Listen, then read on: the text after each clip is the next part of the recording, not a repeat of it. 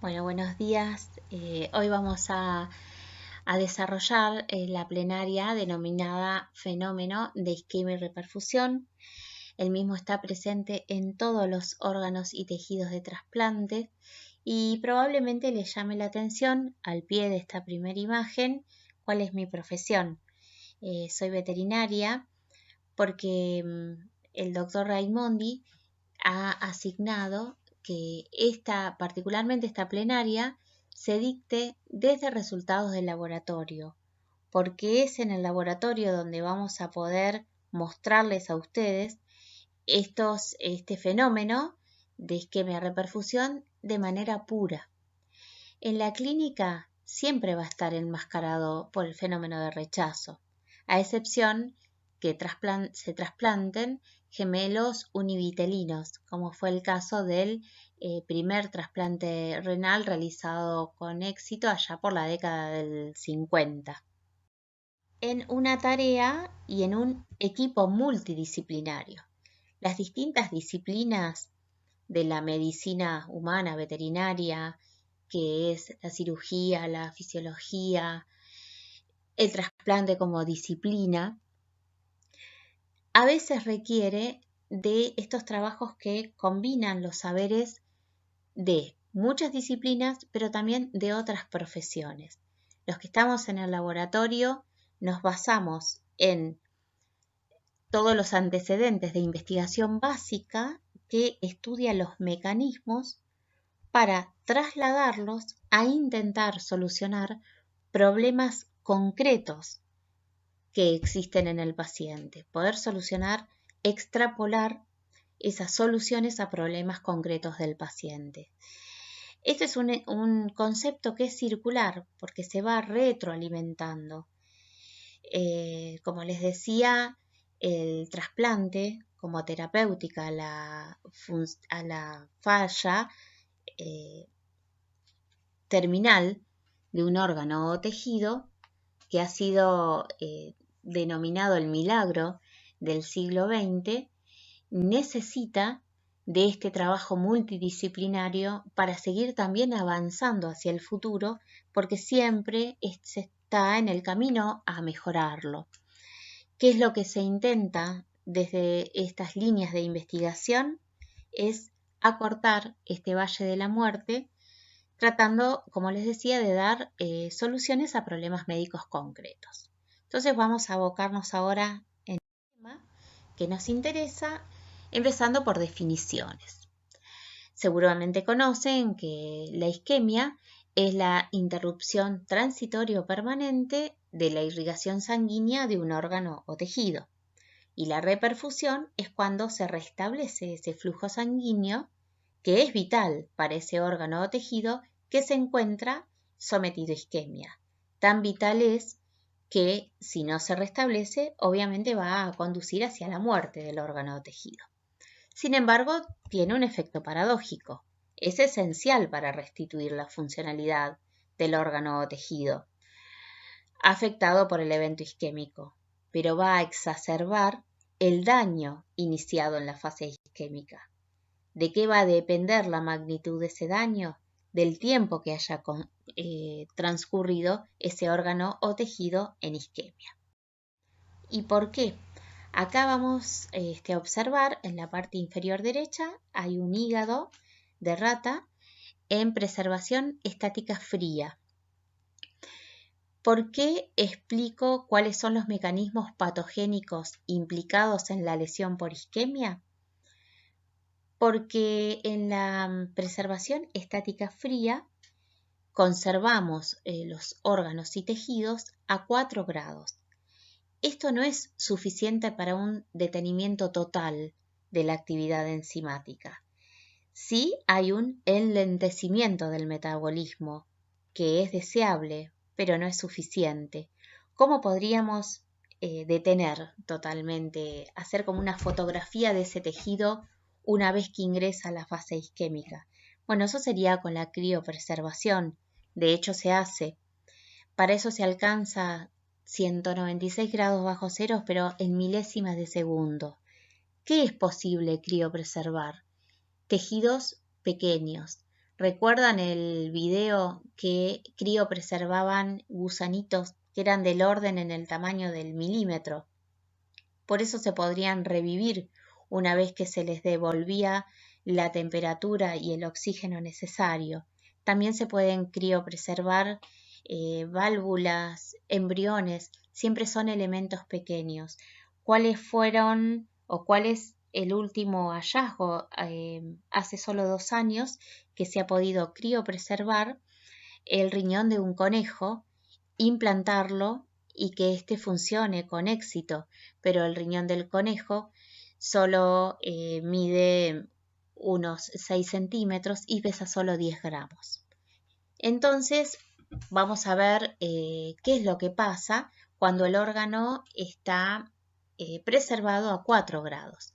¿Por qué 4 grados? Porque si bajaríamos más la temperatura y en una forma lenta, tendríamos cristales de hielo que dañarían la célula. Las temperaturas de 0 y sub-0 ya forman cristales de hielo que es letal para la célula. Entonces, cuando un tejido es sometido a isquemia, se transforma su metabolismo celular. Pasa a ser de aerobio a anaerobio y va a haber una menor producción de ATP. Ustedes saben también que la bomba sodio-potasio ATPasa requiere de ATP, requiere de energía, y al no haber aporte suficiente de oxígeno, empieza a hidrolizarse ese ATP, primero pierde 2 fosfatos, adenosindifosfato, monofosfato, depósitos de hiposantina. También hay una disminución abrupta del pH porque la célula entra en un metabolismo anaeróbico con producción de ácido láctico. La disminución de la función de la bomba sodio-potasio ATPasa hace que por diferencias osmóticas penetre sodio al interior celular y provoca edema celular porque además arrastra agua. Y además un aumento del calcio intracelular, que es un potente activador enzimático. Bien, ¿qué es lo que pasa durante la isquemia? Como dijimos, lo más importante, se depletan, se consumen los depósitos de ATP. Cuando la célula entra en reperfusión, se va a encontrar que además esta situación hace que en un medio diferente la forma enzimática que en realidad toma el oxígeno molecular para transformarlo en especies no reactivas, que se denomina xantina deshidrogenasa, en isquemia hay una transformación de esa enzima, proteasa dependiente del calcio, y se denomina xantina oxidasa. ¿Qué es lo que hace? Cuando llega el oxígeno molecular, que ustedes saben que es neutro, tiene neutralizados sus 2 electrones, se encuentran de a pares, les quita electrones, los oxida, y así podemos estar en presencia del anión superóxido, del peróxido de hidrógeno y del anión oxidrilo o oxilo. Entonces, sin querer que ustedes memoricen fórmulas, acá tienen resumido qué es lo que pasa cuando en condiciones fisiológicas la enzima presente es la xantino deshidrogenasa, que toma al agua y que tiene como sustrato al NAD para generar especies no reactivas. Mientras que si esa enzima es ahora la xantina oxidasa, toma el oxígeno molecular en vez de NAD y produce especies reactivas de oxígeno. ¿A dónde van a dañar esas especies reactivas de oxígeno? Las distintas membranas. Por un lado, la membrana plasmática, que va a perder el equilibrio osmótico entre el contenido celular, intra y extracelular. Por otro lado, las membranas lisosómicas con salidas de enzimas al citoplasma que van a producir digestión enzimática de proteínas, ARN, ADN y al glucógeno y tiende a la destrucción celular. Y por otro lado, muy importante, que ahora lo vamos a detallar más, es lo que sucede en la membrana mitocondrial. Ahora, ¿cuál es el sitio que estas especies reactivas del oxígeno atacan? Si recuerdan los primeros años, las membranas son un modelo de mosaico fluido. Están constituidas por fosfolípidos cuyas cadenas carbonadas se encuentran hacia el interior de la membrana.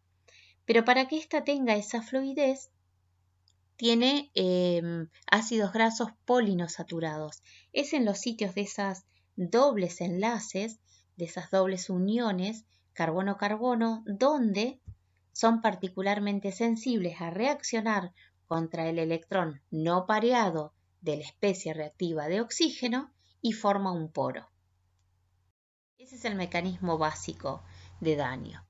Y por otro lado, algo muy particular pasa en la mitocondria, que en condiciones de normóxicas tiene su poro de transición de permeabilidad cerrado.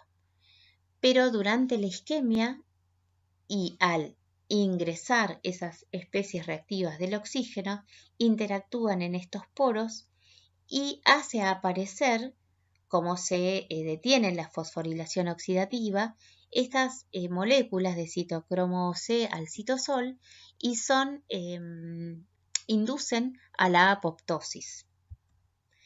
Entonces aparece una turgencia elevada de la matriz mitocondrial, se van rompiendo las membranas mitocondrial interna, como les decía, aparecen moléculas proapoptóticas al citosol, y esa presencia de señales apoptóticas que por vías independientes o dependientes de las caspasas, que van a ir selectivamente a destruir proteínas, provocarán la muerte celular programada que se denomina apoptosis. Acá pueden observar unos resultados de experimentos de nuestro laboratorio con las flechas blancas.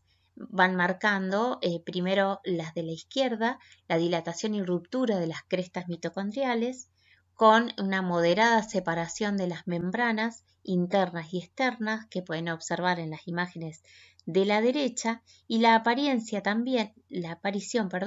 de vacuolas y tumefacción de la matriz. Esta imagen de microscopio electrónico está obtenida de intestinos en el momento inmediato de la revascularización. Bien, por otro lado, el órgano o tejido que se encuentra en isquemia tiene protagonistas principales, que son la célula endotelial, la célula del parénquima del órgano o tejido sometido a isquemia y el macrófago residente. Pero además de toda esta transformación celular que les estaba detallando, hay un protagonista principal, que es el endotelio. El endotelio no es solo un sistema de barrera entre la sangre y los tejidos, sino que tiene funciones hemodinámicas, de remodelación vascular, de inmunorregulación, metabólicas, de síntesis de factores, que a medida, además, que transcurre la isquemia, empieza a tener un cambio fenotípico. La célula endotelial está caracterizada por tener un predominio en el espacio del núcleo y escaso citoplasma. Si pudiéramos observar imágenes al microscopio electrónico, veríamos que una vez que empieza a transcurrir la isquemia, empieza a tener hasta pseudópodos que van a achicar la luz del capilar hasta en un 50%. Por eso cuando un tejido ha sufrido tantas horas de isquemia que supera su punto de no retorno, es un órgano que a la revascularización va a aparecer todo moteado, con áreas bien pálidas que no llegan a revascularizarse porque los capilares están obstruidos por este cambio fenotípico que tiene el endotelio, y sitios de llegada a tipo agolpamiento de la sangre que se encuentran moteadas, oscuras y claras. ¿Cómo se regula qué es lo que produce este endotelio, que es realmente muy activo durante la fase isquémica y posterior reperfusión? Como pueden observar, hay una vía de la endotelina, del óxido nítrico y de las prostaciclinas para mantener este equilibrio. El óxido nítrico es un gas muy pequeño que está en condiciones basales, promoviendo la vasodilatación del endotelio. Alcanza el espacio subendotelial y va a estimular la enzima proteinquinasa que fosforila las cadenas de miosina y de actina y miosina, produciendo la relajación del músculo liso. Pero hay la enzima que lo produce, a expensas del aminoácido arginina, es la óxido nítrico sintetasa, constitutiva del endotelio, pero también inducida en la isquemia. O sea, durante la isquemia va a haber una inducción de esta enzima que, fíjense, a las pocas horas de la reperfusión como provoca un pico que está graficado en rojo, que es la óxido nítrico sintetasa, inducible por la isquemia. Entonces, esto va a provocar que a los minutos post reperfusión hay un gran aporte de ese anión superóxido que se va a unir con los productos naturales del óxido nítrico más los producidos por esa enzima óxido nítrico sintetasa inducible, que va a comprometer fuertemente la vasodilatación del endotelio. ¿Por qué? Porque combinados forman una especie reactiva mucho más dañina que se denomina peroxinitritos. Son rápidamente metabolizados a nitratos y nitritos que son detectables, que se utilizan en investigación, pero provocan un daño deleterio en las membranas, como les mencionaba al principio, en la membrana plasmática y el sistema de endomembranas. Mientras que en la homeostasis, que es el rol que tiene el óxido nítrico en el endotelio indemne, permite rescatar y barrer radicales libres del oxígeno, regula el tono vascular y previene la agregación plaquetaria y la trombosis. No obstante, ante este fenómeno se exacerba su producción, se combina con el oxígeno y provoca un efecto realmente muy deletéreo. Por otro lado, tenemos las endotelinas, que se descubrieron no hace demasiado, en la década del 80. Son unas proteínas grandes que tienen tanto efecto vasoconstrictor que se las compara con el veneno de las serpientes, la cefarotoxina. ¿Quién induce? Acá pueden observar en la imagen que hay situaciones que las inducen o que las inhiben. Particularmente son inducidas durante la hipoxia y van a ejercer una potente acción vasoconstrictora. ¿Qué acciones vasculares presentan las endotelinas? Como les decía, principalmente vasoconstrictoras, pero también regulan el tono de los vasos linfáticos y aumentan la permeabilidad vascular, el edema intersticial, la presencia del tromboxano 2, aumenta el hematocrito por la vasoconstricción. Pero además tiene acciones no vasculares, promueven mitogénesis en las células musculares lisas, en los fibroblastos, en los melanocitos, en capilares cerebrales, en células estrelladas hepáticas. Por eso es que todo tiende, tanto la acción del óxido nítrico como las endotelinas, a achicar los espacios endoteliales, los espacios capilares desde esos endotelios. Otra de las vías que les comentaba es la vía de la prostaciclina. Es el mayor miembro de la familia de las prostaglandinas producidas por las células endoteliales. Tiene un fuerte poder vasodilatador porque inhibe la agregación plaquetaria, activando la adenilciclasa por aumento del AMP cíclico intracelular.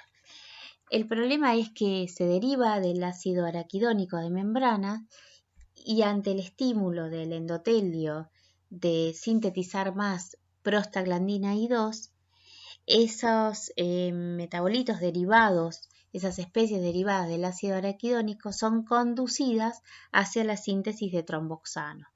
Entonces, esto propende a que aparezca mayor vasoconstricción. Ahora, vamos a empezar con otras definiciones o a continuar con otras definiciones que son los tiempos de isquemia. En todo proceso de trasplante existe un donante, una preservación y un receptor. Si nos basamos en la definición del INCUCAI, que hace el tiempo de isquemia, que es lo que ustedes van a observar registrado, es el tiempo que dura el órgano o tejido viable fuera del organismo. ¿Sí? Desde el clampeo aórtico en el donante hasta la reperfusión en el receptor. No obstante, estos tiempos de isquemia tienen distintos matices o distintos momentos. Por un lado tenemos la isquemia caliente, que es desde el clampeo de los grandes vasos o pedículos hasta que se enfría el o los órganos en la solución de preservación en el momento que se inicia el lavado de los órganos. Esta isquemia caliente es muy deletérea porque además de estar en isquemia, recuerdan la acción enzimática que sigue acelerada normalmente porque se encuentra a 37 grados y esa isquemia caliente es prolongada en el caso del donante corazón parado, en el donante en asistolia. Por otro lado tenemos la isquemia fría propiamente dicha, que es desde que se enfría el órgano durante la extracción hasta que el órgano alcanza la temperatura fisiológica durante el implante, porque en el momento del implante el órgano se apoya en el receptor e inicia lo que es la isquemia tibia, que es lo que dura el implante, lo que se demora en realizar las anastomosis vasculares. Y por último nos encontramos ante la reperfusión. Bien, ¿cuál es la tolerancia a la isquemia? Hoy hablábamos en la parte introductoria que una vez que la célula no recibe el aporte de oxígeno, va a conducir a la muerte por necrosis y apoptosis. El órgano más sensible al periodo de isquemia es el corazón, que solo resiste 4 horas. Estamos hablando siempre de preservación estática fría. Lo mismo es para el bloque cardiopulmonar, mientras que el pulmón puede resistir 6 horas, el intestino 10, el páncreas 12, el hígado 14 y el riñón hasta 20. Por fuera de estos tiempos ya se considera un donante de criterio expandido. En la imagen anterior detallábamos cuál era el tiempo de tolerancia de cada órgano y tejido. Una vez que el órgano es revascularizado, independientemente cuál sea, vamos a repasar un poquito que ese oxígeno molecular va a ser tomado por una enzima xantina oxidasa que lo va a transformar en especies reactivas del oxígeno. Pero el organismo tiene un sistema de defensa para neutralizar estas especies reactivas del oxígeno, de tipo no enzimático, como es la vitamina E, y de tipo enzimático. Por ejemplo, la superóxido dismutasa dismuta el anión superóxido, lo combina con hidrógeno y va a formar, por un lado, oxígeno molecular neutro, pero otra especie reactiva del oxígeno combinado con el hidrógeno, que es el peróxido de hidrógeno, que por acción de la catalasa va a originar 2 moléculas de agua y oxígeno molecular, y a su vez también hay un gran efecto de neutralización de la glutatión peroxidasa. Hasta ahora hemos descrito el daño primario inmediato, pero la consecuencia de esta célula endotelial activa es la expresión también de moléculas de adhesión, selectinas e integrinas, que lo que van a provocar es la diapédesis de las células polimorfonucleares hacia el espacio subendotelial. Y una vez en ese sitio van a instaurar una franca respuesta inflamatoria. Así, en este artículo están muy bien descritas las dos fases. En el esquema superior podemos observar que el daño, en este caso hepático secundario a la isquemia-reperfusión, involucra dos fases bien caracterizadas.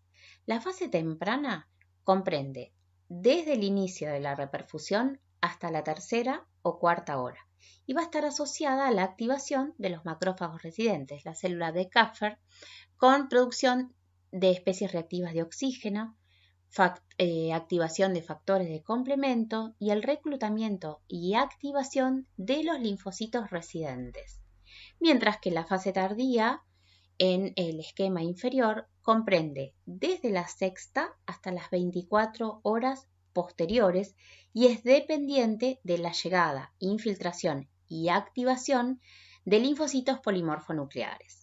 En esta fase, las citoquinas proinflamatorias, principalmente el factor de necrosis tumoral alfa, la interleuquina 6 y 1, y factores también de complemento liberados durante la reperfusión temprana, son los responsables de seguir y exagerar ese reclutamiento de polimorfonucleares.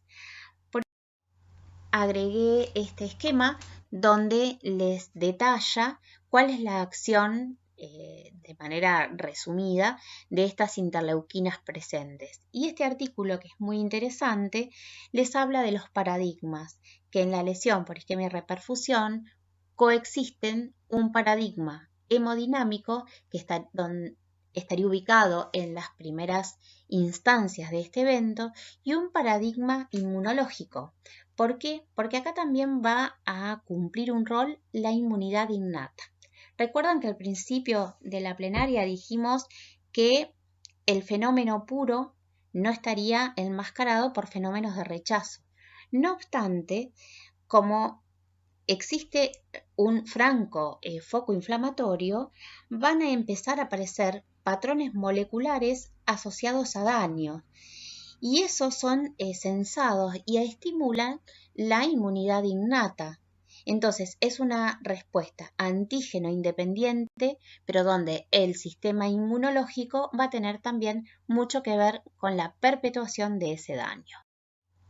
Por eso podemos decir que las consecuencias de la injuria por isquemia reperfusión será retardar la función del injerto, va a tener un impacto negativo en el seguimiento prolongado del injerto y del paciente, puede exacerbar el riesgo de rechazo agudo, va a provocar una internación más prolongada y aumentar así los costos. Ahora, ¿con qué estrategias se cuentan para atenuar el daño por isquemia reperfusión? Bien, comenzando desde el inicio de este fenómeno, nos podemos detener en el mantenimiento y ahora vamos a ver qué importante es cómo impacta el buen mantenimiento del donante con criterios neurológicos de muerte, que va a ser clave para la respuesta posterior a la revascularización. Luego nos vamos a detener un poquito en esto de los condicionamientos porque involucra dos etapas del trasplante y también órganos remotos. Ahora lo vamos a ver de qué se trata. En el banco, durante la manera de preservar, tenemos la forma clásica, la más utilizada, la utilizada en nuestro medio, que es preservación estática fría a 4 grados, que hablábamos al principio de la plenaria. Y ahora existe un advenimiento muy importante de la preservación dinámica que aparece con resultados muy prometedores. Esa preservación dinámica, de acuerdo a la temperatura, puede ser hipotérmica, subnormotérmica o normotérmica, es decir, a la temperatura fisiológica del organismo de 37 grados. A su vez, se clasifican de acuerdo al pulso, pulsátil versus continuo, de acuerdo al flujo, pulsátil versus continuo, la perfusión simple versus dual, por ejemplo, en el caso del injerto hepático, que se puede perfundir tanto por porta como por la arteria hepática, la oxigenación versus no oxigenación y la composición de la solución. Esas máquinas de perfusión mantienen el metabolismo celular en un ambiente fisiológico. Se puede medir la viabilidad del injerto previo a ser trasplantado y se puede, por ejemplo, en el caso del hígado, en los órganos que así lo permiten, medir funcionamiento, como por ejemplo en el hígado la producción biliar o el metabolismo hepático. Es decir, con una máquina de perfusión dinámica normotérmica no solo se puede preservar, sino monitorizar y también modular. Ya existen reportes clínicos. En el 2014 se presentaron los primeros resultados en una serie de 20 pacientes con muy buenos resultados. Y actualmente existe en curso unas líneas de investigación de tipo multicéntrica que involucran varios centros de investigación clínica y se están aguardando los resultados, pero indudablemente es superior a la preservación estática. Acá podemos observar, esta es una máquina de utilización experimental, se han preservado tanto riñones como hígados de cerdos. No parece muy cómoda por su tamaño, pero también se habla de una combinación en el tipo de preservación, que se puede hacer una preservación inicial estática fría para después en el centro del trasplante de la institución donde se realiza el receptor, conectarlo a estas máquinas de perfusión dinámica normotérmica. Y por otro lado tenemos ¿qué se puede hacer? ¿Qué estrategia para atenuar este daño en el receptor? Y bien, y acá vamos a volver a estos conceptos de condicionamiento. ¿De qué se trata? En el 1986, operando un corazón en una cirugía inducida de infarto cardíaco en caninos, un investigador observó que por una maniobra quirúrgica, que inicialmente fue un error porque hizo un clampeo corto y posterior reperfusión antes de hacer la isquemia prolongada, que era el objetivo del experimento, y posterior reperfusión, y observó que en ese corazón el tejido cardíaco presentaba menos daño. Entonces a esto lo llamó preacondicionamiento isquémico, es decir, hagan de cuenta que se está hablando de un entrenamiento del tejido para ser más resistente a periodos mayores de isquemia y posterior reperfusión. ¿A dónde estarían las bases moleculares? Es decir, ¿cuál sería la explicación de este mecanismo? Bien, por un lado se habla de la teoría de ese poro de transición de permeabilidad de la mitocondria que permanecería más tiempo quiescente, y por otro lado también que va a haber una inducción de la expresión de las enzimas que neutralizan las especies reactivas de oxígeno, de esas enzimas que habíamos citado, superóxido dismutasa, catalasa, glutatión peroxidasa. Ese preacondicionamiento no solo puede ser isquémico, sino también farmacológico. Si estamos observando que esto se trata de un fenómeno inflamatorio y que tiene componentes inmunológicos, vamos a observar en algunos experimentos que les vamos a mostrar cómo el pretratamiento con ciertos fármacos inmunosupresores parecen ser muy prometedores, por lo menos en los resultados experimentales. Y ya hay en curso investigaciones clínicas que también los están aplicando. Ahora, estos sí son resultados solo experimentales que hablan del post-acondicionamiento isquémico. También se observó que una vez revascularizado el órgano en cuestión, si se realiza una maniobra quirúrgica de un breve periodo de isquemia y posterior reperfusión, también mejoraría la arquitectura y función de ese tejido. Ahora, siempre hay que pensar en el sentido común también, porque una vez que el órgano está perfectamente revascularizado, va a ser bastante difícil convencer al cirujano que realice una maniobra de postcondicionamiento. Realmente es bastante osado. Sin embargo, los resultados experimentales son muy buenos. Y también existe un condicionamiento isquémico que es remoto, también observado a instancias experimentales donde se pudo aseverar que breves periodos de isquemia y posterior reperfusión del miembro posterior de la rata de laboratorio confiere una protección en los órganos abdominales y torácicos. Bien, detallábamos la importancia del mantenimiento en el donante como un factor muy importante para atenuar el daño por isquemia reperfusión. En el donante con criterios neurológicos de muerte hay un aumento de la presión intracraneana, disminución del retorno venoso, una bradicardia refleja, reacciones simpáticas descontroladas, por eso se llama tormenta de catecolaminas. En general es muy difícil manejar la hipotensión y eso se trata con dopamina o con adrenalina, y esas drogas no son inocuas para los órganos y tejidos que van a ser extraídos. Coexisten con una coagulopatía y todo esto va a exacerbar la no función primaria del injerto, el rechazo, va a haber mayor infiltrado de linfocitos T, mayor expresión de moléculas de adhesión y de presencia de citoquinas proinflamatorias. Para ilustrar lo que acontece en el donante con criterios neurológicos de muerte, les traje dos imágenes histológicas de mucosa intestinal de rata de laboratorio, donde la tinción es hematoxilina y eosina, pero además tiene marcación con técnicas de inmunohistoquímica para CD3, que son esas manchas amarronadas que pueden observar.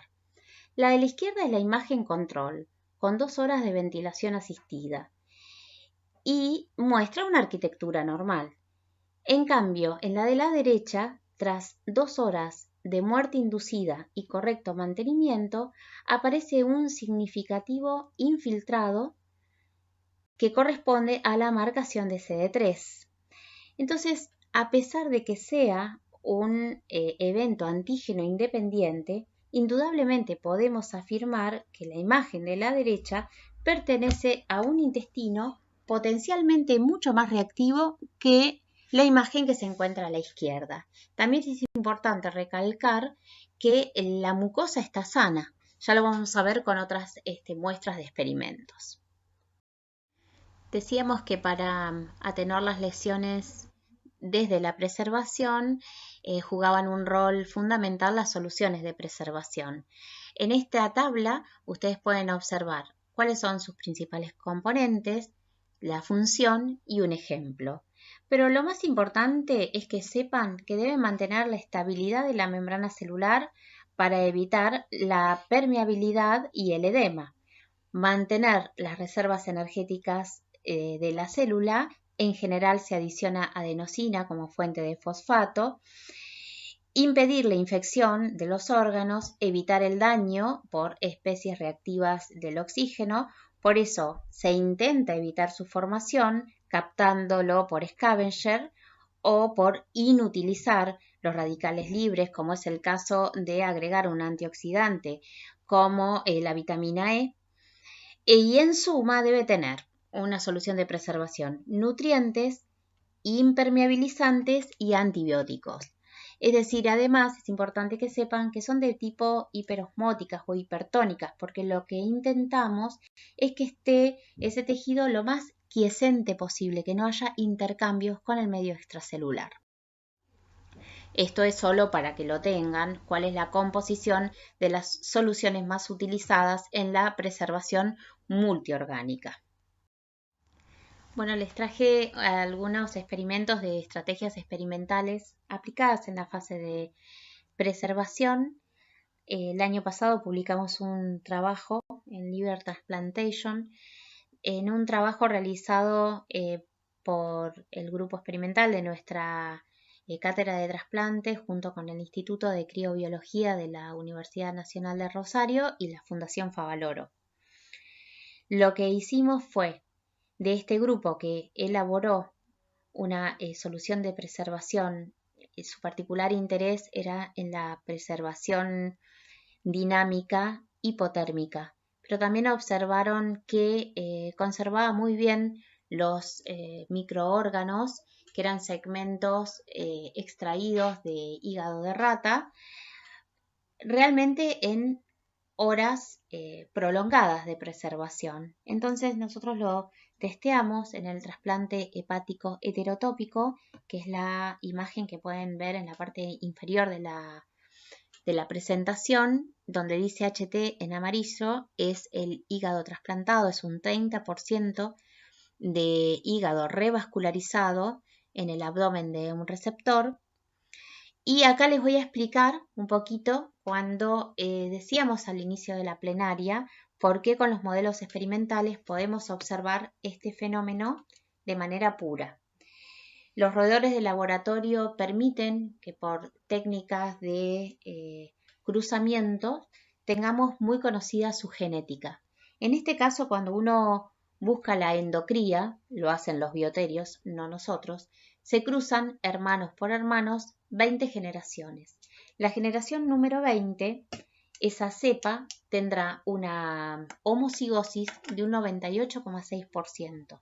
Y la naturaleza es tan sabia que todavía queda una heterocigosis residual de menos de 1,5%. Es decir, por técnicas de cruzamiento nunca podríamos obtener un clon. No obstante, no es suficiente para producir rechazo. Entonces, esos trasplantes que son de tipo isogénicos nos permiten estudiar este fenómeno de isquemia reperfusión.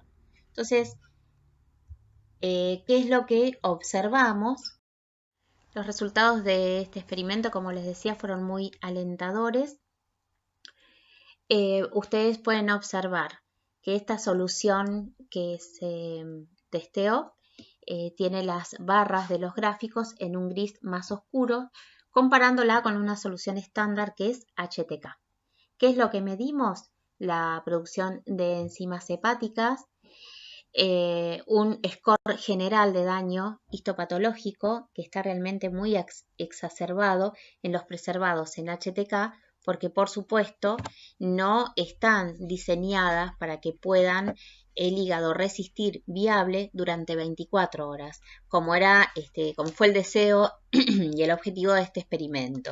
Por eso pueden observar en el conteo de las células apoptóticas por técnica de túnel cómo con BGP, que es la solución testeada, se obtuvo casi una disminución de un 50% en la presencia de células apoptóticas, sobre todo las que están preservadas las 24 horas. Así que fueron, resultados muy alentadores y con estos resultados preclínicos se va a dirigir hacia estudios más avanzados. Ahora, recién les mencionaba cuáles eran o uno de los modelos experimentales de daño por isquemia y reperfusión. También, además del trasplante, existen estudios in vitro y estudios in vitro. Les voy a mostrar, por ejemplo, cómo a través de simplemente cultivos celulares, deprivándolos de oxígeno durante un tiempo determinado y luego brindándole un medio enriquecido y con el adicionamiento de oxígeno, pueden perfectamente observar la respuesta de esas células ante la injuria isquémica y posterior perfusión. Las perfusiones ex vivo son muy utilizadas en investigación. Es cuando pasa un fluido a través de los vasos de un órgano específico, por ejemplo el corazón, hígado, pulmón, y en un entorno artificial fuera del organismo vivo. Pero, ¿cuál es la diferencia entre una perfusión ex viva para estudiar el fenómeno de isquemia y reperfusión y la preservación de un órgano para trasplante. Esto sucede un caso totalmente contrario. El líquido de perfusión tiene que asemejar lo que acontece con la sangre, con la revascularización en el receptor. Entonces se utiliza la solución de Krebs, cuya composición es muy similar al plasma. Entonces, ver con también un trabajo propio del laboratorio, ya van a escuchar a este profesional, al doctor Gondolesi, que diseñó un sistema de perfusión ex vivo en el hígado de la rata que haciendo pasar esa solución similar al plasma, que es la solución de Krebs, podía recolectar el fruto del lavado de ese órgano a través de la vena cava inferior y así estudiar la respuesta del tejido hepático a la reperfusión sin estar todavía trasplantado. También existen los estudios de isquemia tibia in situ, es decir, por ejemplo, las oclusiones reversibles del pedículo vascular de un órgano y la posterior reperfusión. Acá les traje para mostrarle la isquemia tibia con oclusión reversible de la arteria mesentérica superior para estudiar la respuesta del tejido intestinal. Entonces, luego de un abordaje de la cavidad abdominal, se identifica la arteria mesentérica superior, se produce la isquemia. Observen el color que tienen las asas intestinales. El tiempo era aproximadamente unos 30 minutos. Luego se reperfunde el intestino, se reintroduce el mismo y se queda el animal en recuperación. Esto nos permite muestreos seriados para ver qué es lo que acontece en esos tejidos. Ahora, para estudiar cómo impacta la isquemia en un tejido anóxico normotérmico versus hipotérmico, también podemos implementar preservaciones hipotérmicas, como es el caso de este experimento que les voy a mostrar, donde observen, en rojo es el grupo de lo que queríamos testear, en este caso el precondicionamiento isquémico, ¿sí? Con una N de 4 se incluyeron 4 animales, mientras que el grupo control es solo la isquemia reperfusión mayor sin precondicionamiento isquémico.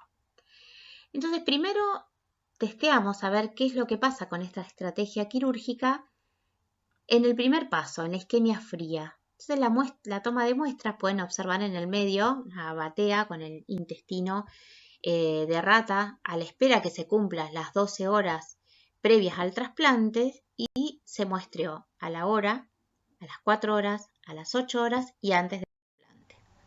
Luego esos intestinos fueron trasplantados y fíjense en qué momentos de la reperfusión fueron muestreados. A los 30 minutos, que es el pico en el intestino, a las 4 horas, a las 24 horas y al séptimo día del posoperatorio. ¿Cómo se realiza esa toma de muestras? Y es a través del sitio de la estomía, igual que se realiza en la clínica. Entonces, como les decía, cuando hacemos un trasplante completo en la rata, tenemos el donante, se preserva en isquemia fría para finalmente trasplantarlo en el receptor. Hoy les expliqué, utilizando un experimento de trasplante hepático, de qué se trataba la combinación de trasplante isogénico.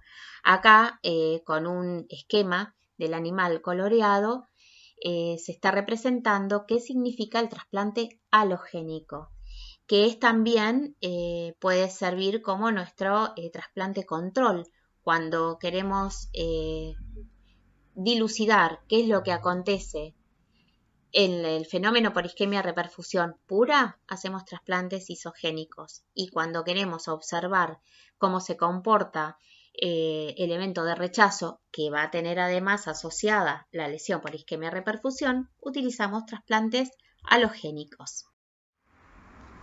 Entonces, cuando cuantificamos el daño de los tejidos u órganos revascularizados, lo hacemos a través de la histopatología.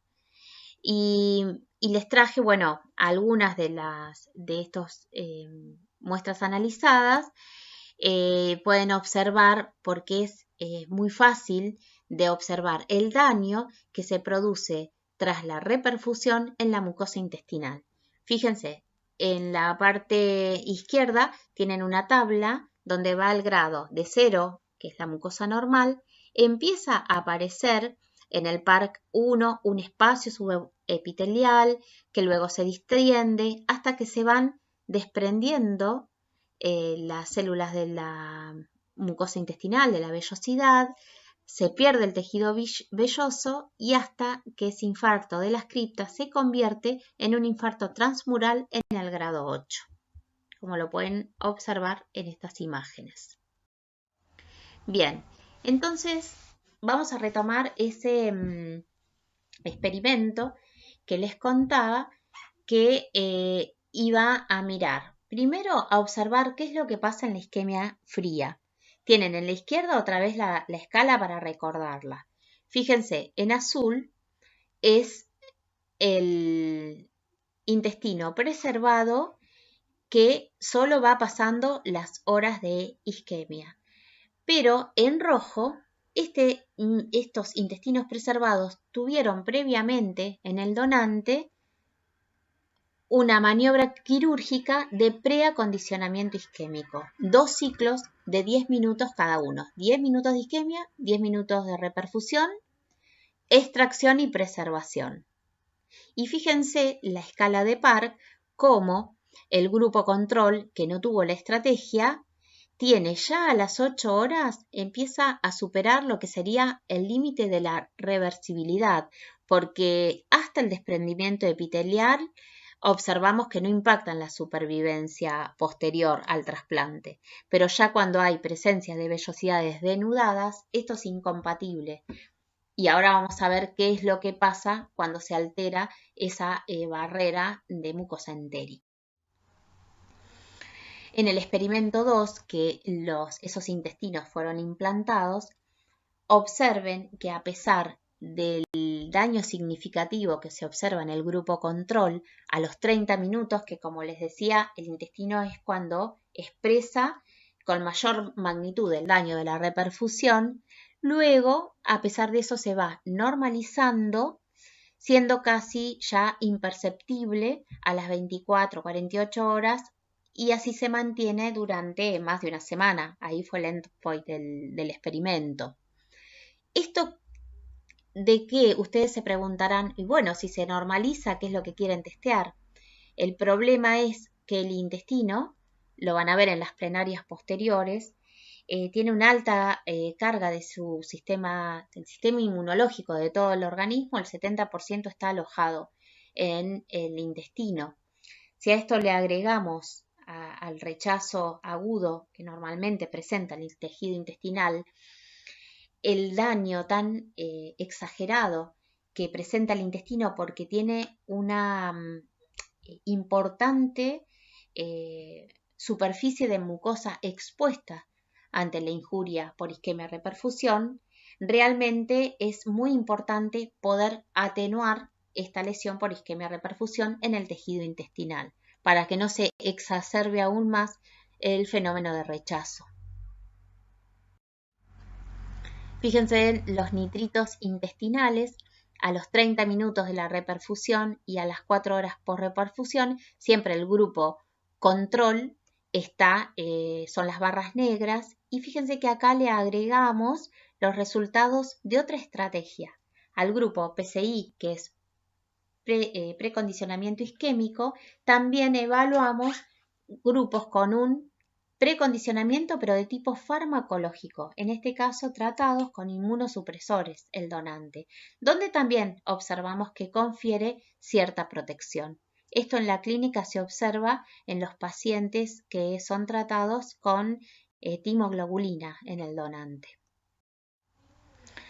Bien, lo mismo sucede cuando evaluamos la expresión de genes a nivel de intestinal. ¿Recuerdan las interleuquinas que estaban presentes? Fíjense la importante disminución de la interleuquina 6 y 1 que hay con las estrategias. Y en cuanto a la estrategia farmacológica, en donde dice TAC, significa tacrolimus. Cuando se combinó la estrategia farmacológica de tacrolimus con precondicionamiento isquémico, la protección fue todavía superior. Y estas son estrategias que son factibles de realizar en el donante.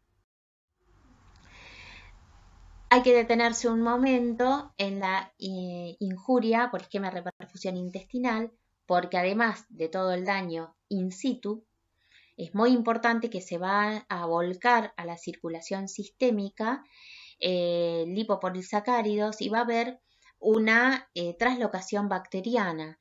Entonces, no solo está dañado el órgano que sufrió el insulto isquémico y posterior reperfusión, sino que también hay un daño en órganos remotos, que al impacto que las citosquinas originadas in situ en ese foco isquémico, con posterior reperfusión, en el intestino también le tenemos que agregar la traslocación bacteriana, que van a hacer un síndrome, a provocar un síndrome de disfunción múltiple.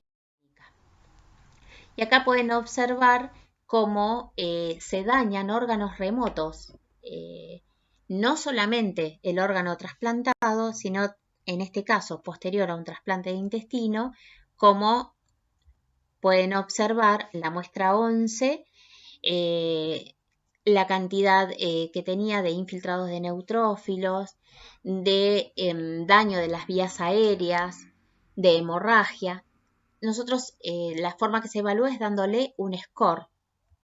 Entonces cuando evaluamos estos scores en la N total, fíjense que el control está muchísimo más dañado que los que se sometieron a precondicionamiento isquémico y mucho más protegido cuando se combinaban ambos tratamientos. Sucede cuando evaluamos el hígado, también a través de diferentes scores que observan la congestión sinusoidal, la vacuolización de hepatocitos, el edema. Además, si el hígado estuviera trasplantado, cómo se disponen en el orden en los cordones de hepatocitos, si hay disrupción de estos cordones. También se evalúa el daño isquémico y qué sitio del hígado afecta, como ahora se los vamos a mostrar. En cuanto al score hepático, lo mismo, el grupo control está significativamente más dañado que los tratados con ambas estrategias. A la derecha luego se pueden detener a observar las imágenes. Fíjense el grupo control, como tiene los núcleos más condensados. Se ve muy bien el núcleo más laxo, la disposición en cordones en las fotografías de la parte inferior de la imagen. Y lo mismo sucede con el riñón. ¿Cómo cuantificamos el daño, ya sea local o si sufre daño remoto? El riñón es por la necrosis tubular aguda, porque son sus células más sensibles a la isquemia y posterior reperfusión, donde se clasifica en grados. El daño más grave pertenece a una necrosis tubular aguda por encima del 75%, y a su vez le agregamos la presencia de generación hidrópica. Observen cómo lo mismo se repiten estos resultados que el precondicionamiento isquémico, con resultados similares con el precondicionamiento farmacológico cuando se los utiliza en combinación, pudo volver casi a los valores del YAM. El YAM está representado por la SH del eje de las X. También podemos observar los niveles de LDH plasmática, que es una enzima inespecífica de daño, pero que puede mostrar perfectamente cómo está exacerbada en el grupo control, que no tiene ningún tipo de protección, y cómo después le confiere protección las estrategias. Bueno, también podemos observar estos eventos en el trasplante, autotrasplante renal, que es también una herramienta muy importante. Y fíjense, este artículo ya tiene unos años, pero habla del efecto protector de los inmunosupresores previamente al trasplante ortotópico, al autotrasplante de riñón de rata. Fíjense qué parámetros evaluamos. Tinción con hematoxilina de eosina, donde se aplica ese score. Técnicas de túnel para apoptosis, marcación de la fracción C3 del complemento, factor de necrosis tumoral alfa e interleuquina 6, donde pueden observar, yo después les voy a dejar estos artículos, cómo tratamiento con los distintos inmunosupresores confiere una significativa protección. Lo mismo sucedió cuando se testeó la inducción con timoglobulina. Fíjense, la imagen que está a la izquierda tiene una ausencia de núcleos en los túbulos.